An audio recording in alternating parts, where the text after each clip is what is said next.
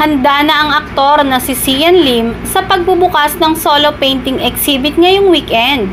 Magbubukas ito sa January 13 sa Art Cube Gallery sa Makati City.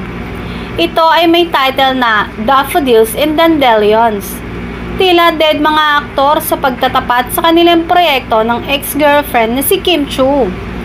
Sa media ko ng nasabing TV series ay napansin namin na may chemistry as love team sina Jeneline at Sian.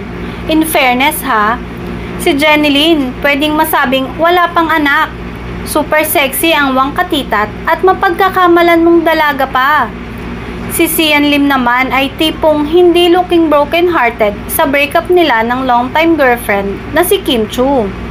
Mas pumogi ito ngayon at gumanda rin ng katawan na dating may pagka-slim.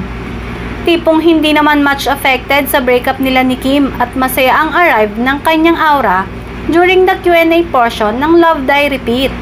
Samantala, ayon sa source, simula sa January 22 ay magmo-move ang time slot ng Can't Buy Me Love sa oras na dating inookupan ng senior high. Kaya't starting January 22, magtatapat ang time slot ng Love Die Repeat at linlang sa prime time. Dahil sa development na ito, hindi maiiwasan ang magiging bardagulan ni na Kim Chu at Sian Lim sa pagtatapat ng kanilang mga serye.